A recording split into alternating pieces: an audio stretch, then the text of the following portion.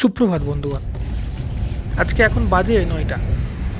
বেরিয়ে পড়েছি লাভা হয়ে আরও 25 কিলোমিটার দূরে যাব। মানে আপ ডাউন আজকে রোড থাকবে আমার 90 কিলোমিটার। তো লাভা যেহেতু 20 কিলোমিটার আমার রুম থেকে, 18-20 এরকম। তো এইখান থেকে আরও 25 মানে 45, 90।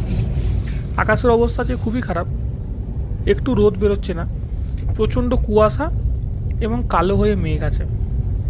ভিডিওটা আজকে স্টার্ট করেছি লাভাতে এসে। তো এইখান থেকে লাভার ভিউটা, লাভা বলতে কি লাভাতে যে ঘরগুলো আছে ওগুলোর ভিউটা ভালো লাগে, বেশ অসাধারণ লাগে।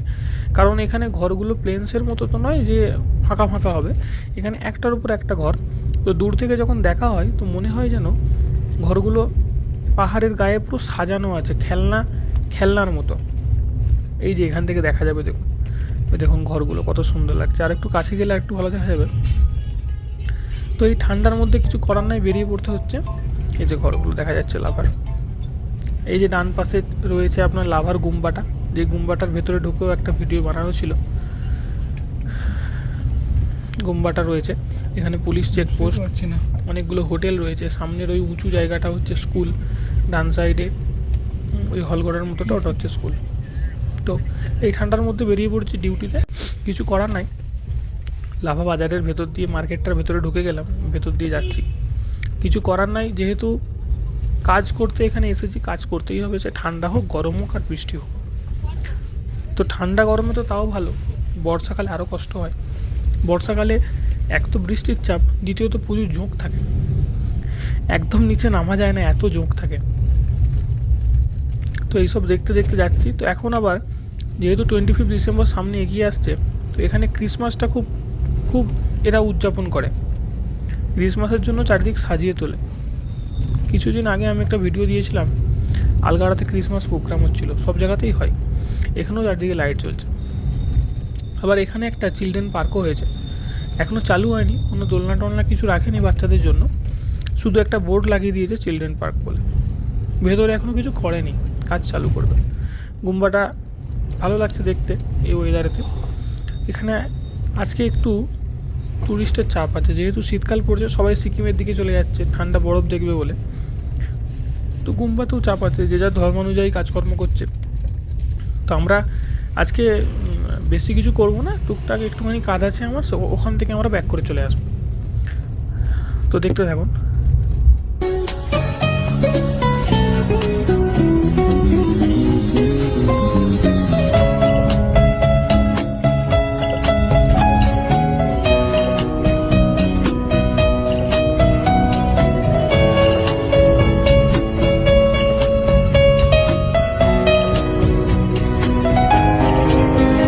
এই সুন্দর পাহাড়ের দৃশ্য দেখতে দেখতে কাছ থেকে ব্যাক করে এসে গেলাম আবার লাভা বাজার।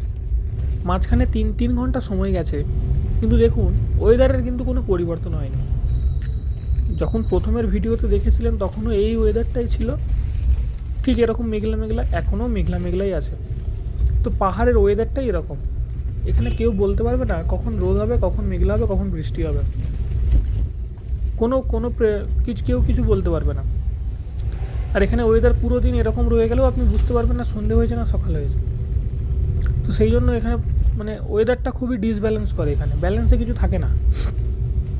বিশেষ করে বর্ষাকালে আরও বেশি, বর্ষাকালে কখন ল্যান্ডস্লাইড হবে, কখন কী হবে। তো বর্ষাকালে যখন আমরা কাজে আসি, ল্যান্ডস্লাইডের মধ্যে খুব ভয় করে, একদিকে ল্যান্ডস্লাইড হচ্ছে, অন্য দিক দিয়ে আমরা যাচ্ছি। এমনও সময় গেছে গাড়িটা পাস করে গেছে, ওপর থেকে পাথর ভেঙে পড়ে গেল। কিছু করার নেই, জীবনে ঝুঁকি নিয়ে কাজ করতে হয়। তো এই সুন্দর আবহাওয়ার মাঝখানে, আবহাওয়াটা তো সুন্দর কিন্তু ঠান্ডা হলে কী হবে, দেখতে সুন্দর লাগছে। তো সুন্দর আবহাওয়ার মাঝখান দিয়ে আমরা চলে যাচ্ছি আমাদের রুমের উদ্দেশ্যে। দেখুন পাশের পাহাড়গুলো কত সুন্দর দেখতে লাগছে, পাশের পাহাড়গুলো খুব সুন্দর। যদি এটা রোদ থাকতো, মানে আকাশটা যদি পরিষ্কার থাকতো, তাহলে আরও সুন্দর লাগতো পাহাড়গুলো। যাই হোক, রুমের দিকে বেরিয়ে যাচ্ছি। যদি পুরো ভিডিওটা দেখে থাকেন ধন্যবাদ আপনাকে, এবং সাপোর্ট করুন যাতে আরও সুন্দর সুন্দর মুহূর্ত আপনাদেরকে তুলে ধরতে পারি। ধন্যবাদ।